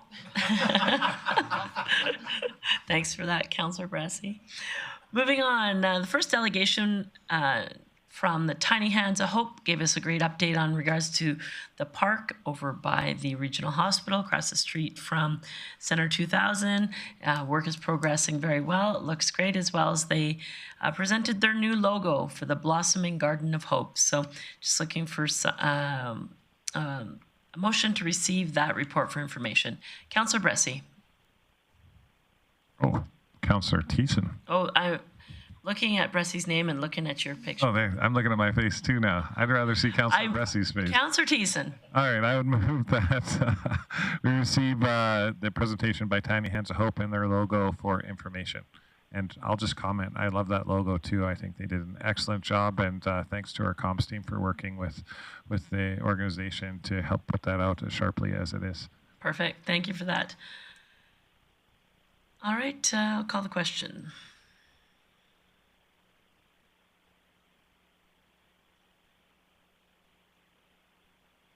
Councillor Bressie got in the queue, or in the vote, so we're good. That carries unanimously. Moving on to item 9.2, Ms. Roy and special guests. We're here to talk about the opportunity of the City of Grande Prairie putting in an application to host the 2025 Summer Special Olympics. 2025 Summer Special Olympics Games. So I see Councillor Bosch in the queue. Thank you. I'd like to make a motion, unless people want to have a discussion first before I move to make a motion. Go for it. Nobody wants to talk? Okay. I move that administration look into submitting a bid for the Summer Provincial Special Olympics Games and bring back this information to the appropriate committee. All right, that motion's in order. I guess if council's intent is to If you're looking for additional information, there are people in the room that could answer your questions today. If council has an interest of submitting a bid, then I would suggest that you defer this to the fall budget deliberations for consideration. But if there's specific items of information that you're looking for, because this letter already came once, now the organization came to us with additional information. So if there's something specific from the presentation that will help you make a decision whether or not we should make our bid. I know Ms. Bieberdorf is here and Mr. Deputy CAO Miller. Between the two of them, I'm sure they could answer any questions. Or I would suggest that maybe you make a motion to defer it to the fall budget deliberations for consideration. Okay, I guess my question is, who's going to front this submission? Are they looking for the city to front it solely? They are, but yes, but Ms. Bieberdorf is here and is happy to add some context to that. Thank you, Mayor Clayton. So the bid is actually due September 29th, so we would need to get working on it right away if we were going to submit, and the city would lead the bid process with the local Special Olympics organization. So similar to how we led the bid process with the Alberta Winter Games, administration works with community members to put the bid package together, and as mentioned, the deadline is coming up relatively soon. Right. So help me understand how waiting till fall deliberations helps this motion. It doesn't at that. I didn't know the deadline. Okay, perfect. Okay, well then I'll keep my motion. That we continue, I guess. Yeah, you asked for a report to come back. Right, so now we're going to have to just move forward because I didn't know the timeline either. So I would suggest then your direction be to direct administration to work with the local Special Olympics Committee to put together a bid package. Yes, that is exactly what I'm saying. Okay. Thank you. Okay, so based on that, I see a few people in the queue. Councillor Thiessen. Thank you very much, Mayor Clayton. I guess, you know, I was at the Special Olympics, I believe it was in 2015 or 16. Here in Grande Prairie. It was great. I took in a lot of the events, you know, and I don't get to take in so many sporting events, but that was a good time. And by all accounts, it was well received within our community. I guess my only concern is, and maybe just jumping right into this right quick, is that we also have our Alberta Winter Games that is happening like 6 months prior to this. And part of me wonders if this is the right time or do we wait for a later time. I'm all for it because, you know, I know I'll be there. I'll likely even volunteer and cheer on Doug Eady in his golf matchup with Savannah. But honestly, I do have some concerns, not about being able to afford it, but with volunteers and potential burnout from having so many sporting events, not to mention all the other festivals and stuff that are happening. So I guess question after all this comment, has administration looked into our volunteer capacity and considered how the Winter Games might impact the Summer Games? Ms. Bieberdorf? Thank you, Mayor Clayton. It's actually 18 months between the two games, so it's February 2024, and then it would be July 2025, so we don't have any concerns about volunteers. Significantly smaller scale event, too. All right, thank you. That's why the experts are here and the opinionists are in my chair. So thank you very much for educating me, Ms. Bieberdorf. I'm okay with the motion. All right, Councillor O'Connor. Yes, thank you, Mayor Clayton. I'm just wondering, do we talk about funding at this point in time, or is that too close? Or do we talk about, is there a reserve that we apply to apply to these games? So I'm just curious. So that question I would suggest go to Ms. Whiteway in regards to if approved for the games, where would the financial support be recommended to come from? Thank you. So, and Ms. Bieberdorf could fill me in too if I miss anything. But I don't think at this point we have to determine any funding. We have sufficient time and we have budget deliberations beforehand as well. So I would just say we could proceed, and then once we have a yes or no, we can go from there and determine where to fund it from. So maybe to reiterate that, typically, if approved, where would the funding source be for games such as this? So it's not until 2025. So we could fund via a number of sources within capital planning. capital tax, council strategic initiatives fund, or even future expenditures reserve. There's multiple options. Perfect. Good, Councillor O'Connor. All right, Councillor Blackmore. Councillor O'Connor addressed the cost of the event itself, but there is a cost to putting together a bid package. So I'm looking for some idea of how much that may or may not be and a source for that, and if that's all copacetic. Ms. Bieberdorf. Thank you, Mayor Clayton. Because we just recently submitted a bid, most of the information is already collected, so it'd be a matter of collecting letters of support and putting the package together with our internal graphic design team, so I don't anticipate there being any additional cost to the city. I think that's excellent news, and I support the motion. I feel that in addressing Councillor Thiessen's concern about volunteers, it's also a different group of volunteers altogether than what would show up at the Winter Games. So I'm never say whoa in a mud hole. Perfect. If you don't mind, Councillor O'Toole, I'm just going to jump in. A similar question is Councillor Blackmore. You're anticipating, Ms. Bieberdorf, that this is something that can currently be facilitated through people within sport and wellness, that we currently have no extra staff are required. It's basically a duplication of current information and put the bid together with some community volunteers on board as well. Thank you. Yes, that is correct. We would work with the local Special Olympics group to help gather the letters of support, but no additional services would be required. Perfect. Thank you. Councillor O'Toole. You stole my question, but that's all right. I would support this 100%. I was at the last couple of ones that were in the region, and nothing but smiles and anticipation on the other athletes. My concern was for coaches and officials. Now, I'm not sure, I don't know if he answered this when he was up here speaking, but did they bring an entourage of officials much like the summer games do? Ms. Bieberdorf? Thank you, Mayor Clayton. Yes, they would be responsible for bringing officials and recruiting them to participate. Okay, so I'm going to ask a question that nobody's asked. Do we have most of the events are in the outdoors on fields, I take it, and we don't have anything booked that far ahead for any of the buildings that we would be using in the city? Ms. Bieberdorf? Thank you. Nothing that I'm aware of at this time. Well, I'm thinking we got lots of regional partners here that they would probably want to have something out in their areas too. So I don't think space is a big concern at this time. So yeah, I'm thumbs up. Thank you. All right. Seeing no one else in the queue, I'll call the question. Please vote.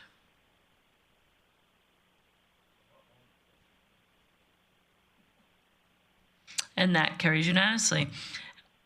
Any business arising from item 9.3. Our third delegation was 3 ladies from our community who brought forward a discussion and funding for consideration based on a Mozart mission, which is primarily a breast cancer soft tissue machine that would complement the existing work being done at our local regional hospital. And I will, in the queue, Councillor Thiessen. All right, thank you very much, Mayor Clayton. I'm going to make a stab at something, but first I just need to ask Ms. Whiteway a question. In regards to you mentioned earlier, our Council Strategic Expenditures Fund, what is that fund at currently? Ms. Whiteway? Thank you, through the mayor. So we currently have available $3.5 million of Council Strategic Initiatives Fund. And it's not allocated to anything at all? Correct, that's the unallocated portion. All right, okay, so I'm going to take a stab here at this.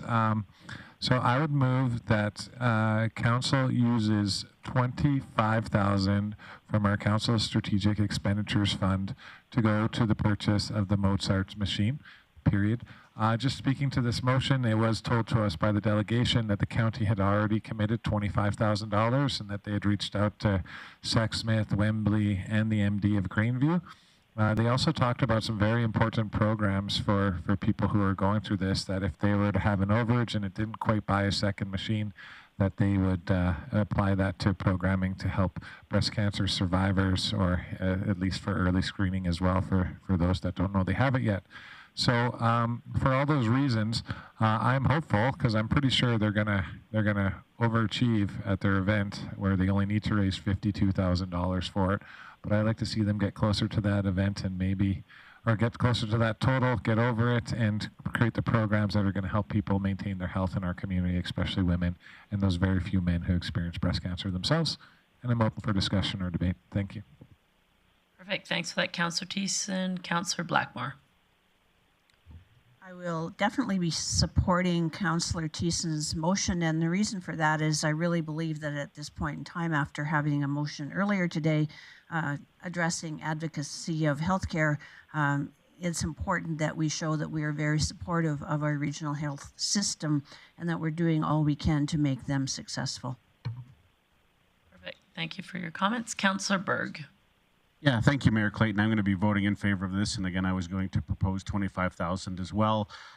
Just some quick math, though, I believe it's 62,000 is the gap, so we're closing a good chunk of it, but again, there's still some work to be done with other municipalities as well.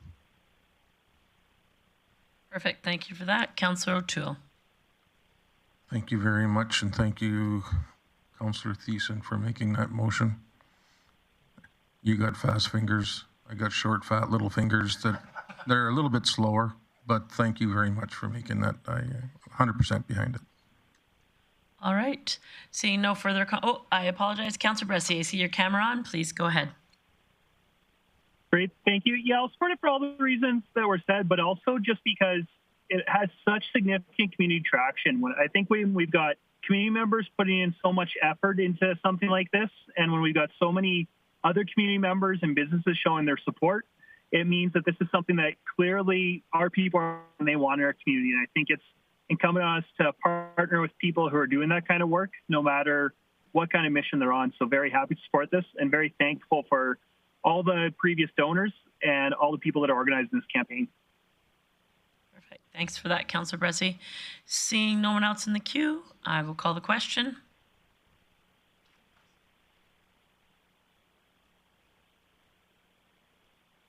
And that carries unanimously.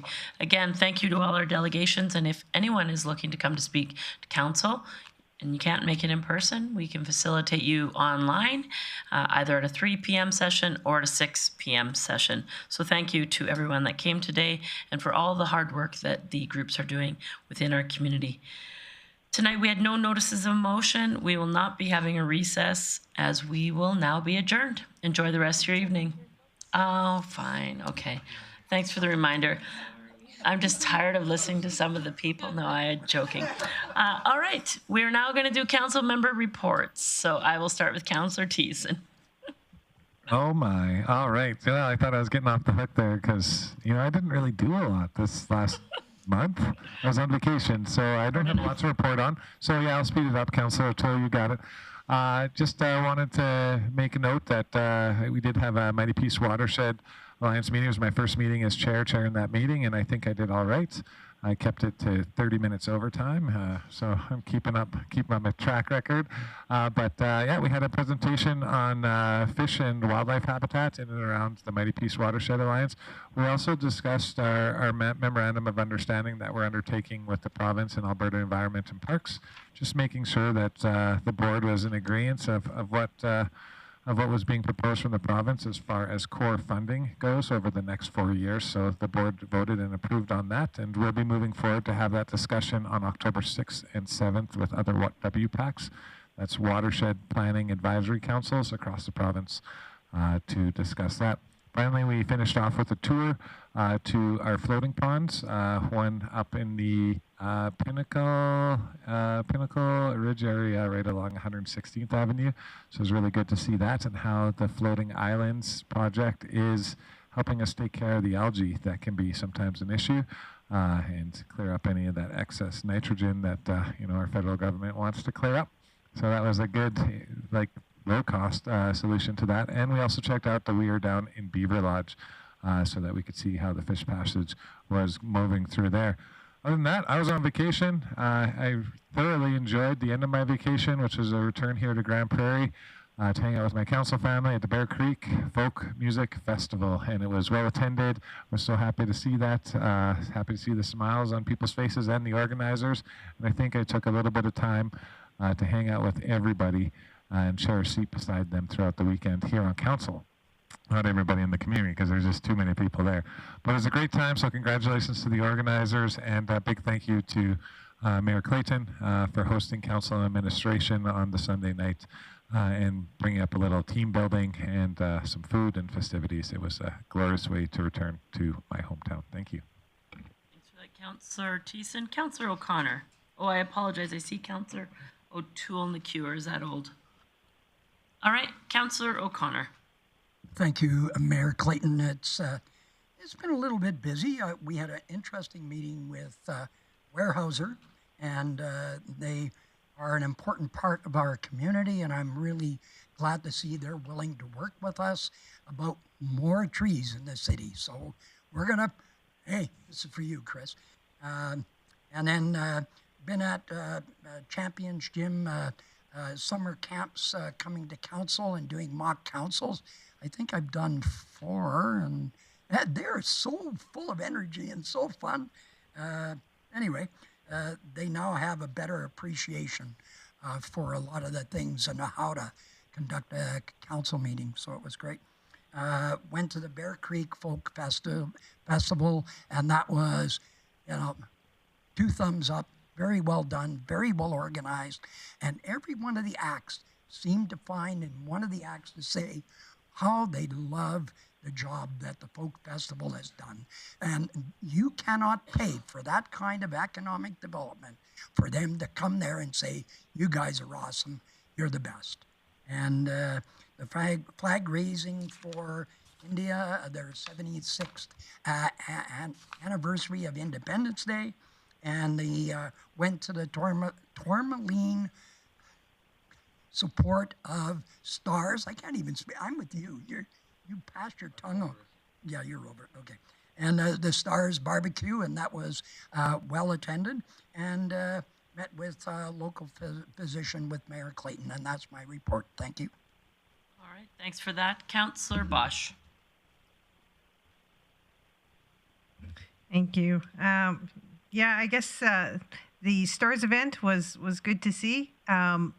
While we were there, Stars had to take off and do a mission. So that just goes to show exactly why it's needed that people, are significant stakeholders in funding Stars. So that was not only cool to see, it's unfortunate they have to go, but I'm glad we have something that can help people out that when the time is that they're in need. The India's Independence Day flag raising was great to see. A little warmer this time than the last one we did for the Filipino community. So love the weather capacity on this one. I'd like to bring up that 2 new murals went up in the city core for the Art in the Alley project.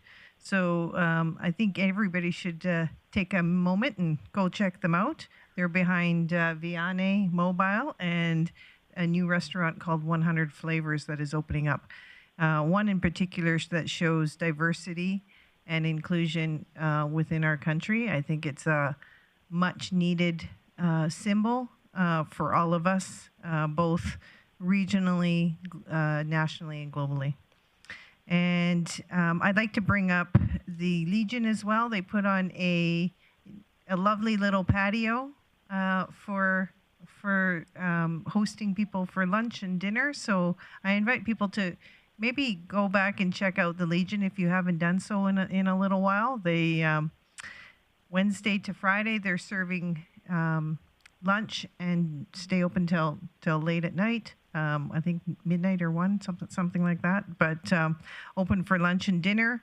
I think supporting our Legion, we need to think back that something. It's like our volunteerism, things that maybe we haven't done in the past 2.5 years. We need to do a mental check and take that back. Anybody can be a member, and it's a very small fee to support our Legion.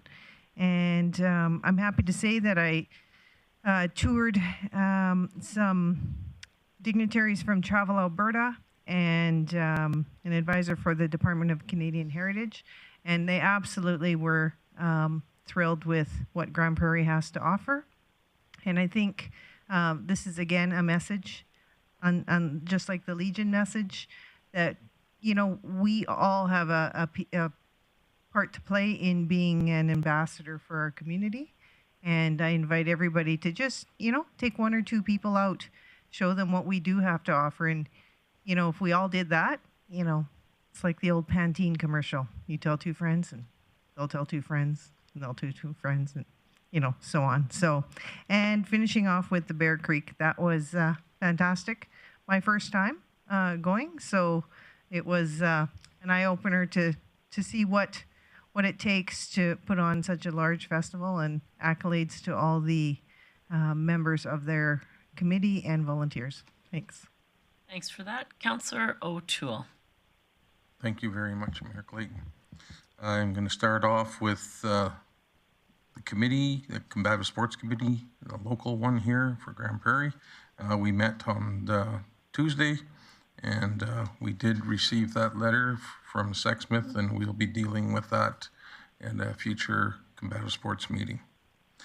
I also attended the A&W MS fundraiser on Thursday, the 18th. Grande Prairie was, I think, 4 years in a row where we were the #1 fundraiser in all of Canada. And we slid behind during COVID, but there was over 200 cars, and they wanted to pass on a big thank you to the city for allowing those cars to park on the Meridian. And so it was busy from 4 o'clock right till we drove by 8:30 after, and there were still cars out there and people. So hopefully we retain the championship for the most funds raised for MS. And once again, during Folk Festival, before it started, I was asked to sit on a dunk tank, and I must have been dumped about over 30 times. Jumping in the water, falling in the water is not a big deal, but after 30 times climbing out of that little pit is a little tiring. And you're going from plus 35 to about 0. I think the firefighters filled it and they used cold water, but I'm not, that was just what I think. I'm not saying anything other than that. But anyhow, I did also appreciate the India flag raising, and that was well attended by a number of people that I know. At the Folk Festival itself, hands down, awesome. I didn't get to go all day on all 3 days, but I did attend, and I did eat at the food trucks, and enjoyed some of the up-close company of some of the artists. So with that, that's my report. Thank you. Thank you for that. I'll go to Councillor Blackmore.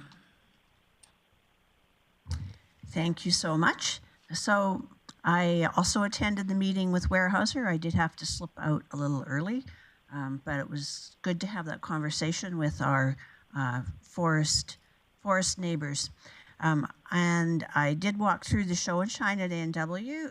There was a lot of cars there, and it was really hot out, so it was quite remarkable to see how many people were there, both lining up cars and in just walking through them. I think Dawson Creek had over 400 cars, though. So big show and shines. And I was at the Tourmaline Barbecue in support of Stars. But the most exciting part of my 2 weeks was the 2.5 full days I spent at the Bear Creek Folk Festival. It is my 5th festival, and everyone else's 5th festival as well. And while I was there, I met people who had traveled to the festival from Lac La Biche, from Dawson Creek, from Calgary, from Edmonton, and from Saskatoon. So a lot of people travel for folk festivals. It's a big draw. Additionally, the band Jig Jam came from Ireland for their first time in Canada. And from Virginia was Steel Wheels. So it's not only the attenders that come long ways, musicians travel a long ways as well. And I always want to say a shout out to some of our local musicians who stand right up there, tall and proud with the best in the world. Matt Patershak, North Bloods, and a few more who were there. It's such a great job to see that mix of international and local musicians. And I give full bouquets to the organizers of the festival. and appreciate the text that I got telling me to buy my tickets for next year. Perfect. Thanks for that. Councillor Berg. Thank you, Mayor Clayton. I was out decommissioned for 1 week with COVID, so I missed a number of things while I isolated. I did manage to jump on one Zoom council meeting, but other than that, it was a nice weather week, so enjoyed some of the time off on my back deck. And a note to Councillor O'Toole, next time that you do a dunk tank, let us know about a week in advance. They'll raise a heck of a lot more money if we have some notice that we have an opportunity to either hit the target or hit you with those balls. So, so I'd appreciate that. Oh, you're my hero. I attended a farmers market meeting concerning safety around the farmers market. Also in attendance was Councillor Bressie, Councillor Bosch, and Director Manuel with the city. So we addressed a number of questions from downtown businesses and residents. Each one of us had an opportunity to speak and address the concerns. And I know Director Manuel is planning another follow-up meeting mainly to take some action on a lot of this, and it was more information because the city is doing so many things around it, but not everybody knows what is happening around some of these. So again, it was a lot of information exchanged both directions, and all in all, a very good meeting outside the farmers market. I also attended 2 evenings of Bear Creek. I came out of hibernation on the Saturday, so enjoyed that. I always love live music and just the nice festival atmosphere. Again, I love the people that are booking the weather for these latest events. If we could keep hiring them to keep booking some amazing weather, that would be terrific. Is that you, Mike? You're taking credit for that? And just even through my place of business, following up with Bear Creek, I did talk to 2 people. They had driven up from Black Diamond and one from Okotoks, and also other people just popping into my place of business because I think we're a little bit of a travel destination. The CEO of Travel Alberta popped in along with the Indigenous Affairs Minister for Alberta, Rick Wilson. So we had a nice little conversation there as well. So I enjoyed my forced holiday, but also relatively active in the week back. So, and that's my report. Thanks, Councillor Berg. Councillor Bressie, if you're still with us, did you have anything for Roundtable? Great, thank you. Yeah, I got to attend a lot of the events that were mentioned. Of course, the highlight of the last couple weeks for me was Bear Creek Folk Festival. I'm so thankful for all the volunteers, all the sponsors, all the artists that make that possible. Another highlight for me was perk of being on Alberta Munis Board is I get invited to RMA zone meetings, and it was interesting to go to the last one and hear what all of the counties up north are up to right now. I think the one piece of information that's most relevant to share with council is an assistant deputy minister from municipal affairs was talking about new regulations the province is considering around reinstituting municipal censuses and allowing municipal census data to potentially be used for grant applications. And I think that it's likely, and I think a lot of people in the community would agree, that our last federal census undercounted how many people are in Grande Prairie. So there might be financial benefit to us doing a census if changes do come about. So no action there for us right now, but it might be something that we need to be aware of in the near future because it takes a while to mobilize censuses, and of course we need to find money for that. So might be something we need to talk about soon. Perfect. Thanks for that, Councillor Bressie. I'm not going to mention any of the events that I attended with council. A couple things that I did sort of on my own. Actually, one today, there may have been some of my colleagues on the call. I called in for a conversation on the future of Alberta policing. It was quite an interesting perspective. Also, in other meetings, I had a meeting in regards to future collaborative discussions with Sucker Creek First Nation. I attended a Dawson Creek collaborative partnership barbecue. Thank you to Mayor Dale Bumstab for inviting me. There was mayors from across the region in northern BC. It was great to see some of them. Many of them are not running again as the BC The province of BC heads into municipal elections this October, so it was good to see some of them as they get ready for the elections. I attended the Chamber of Commerce golf tournament, which was a sold-out event, which was great to see people back in the swing, literally the swing of things. And congratulations to the volunteers that ran that event. I also I wanted to thank Council for all of you who were able to help with the Champion Gym summer camp visits. As mentioned, those were a great opportunity and lots of fun. The Bear Creek Folk Fest, as said by everyone, a huge success. Thank you to the volunteers, the organizers, the sponsors, the artists, and our own admin and team who I know supports the festival in many ways. I wanted to remind people of two events that are coming up this weekend. One is on Saturday, the Grande Prairie Regional Health Community Celebration. So it's on from 11 to 3. There's free parking on the first and second floor of the parkade. You can come out, and it's a celebration that the facility is open. So I encourage people to attend that. I think Councillor Berg is the MC of the event, so feel free to come out and heckle him. And Councillor Blackmore is doing tours, so feel free to go get lost in the hospital with her. And if you get hungry, Councillor O'Toole is feeding you. So it's a great event. I will be there as well in a much smaller role, being my generally friendly self. So I also wanted to mention this weekend, as mentioned, the Experience Grande Prairie event, first annual event, downtown celebration of the completion of the first 4 phases of our downtown rehabilitation project. Right between the farmers market and Better Than Fred, the block in front of the bed shop will be closed. There will be a stage there. Friday night is Trooper, as well as a ECDC cover band. That goes from 5 to 10. There will be a beer gardens there. And that night, the road in front of Farmers Market will be closed for displays and exhibits. There's a passport contest, as well as a scavenger hunt. Then on the Saturday from 12 to 5, local musicians take the stage. Bring your family out. We'll have our fire trucks there. We'll have bouncy castles. It'll be a lot of fun downtown. And really just a great celebration. The weather looks excellent, so I encourage people to get out.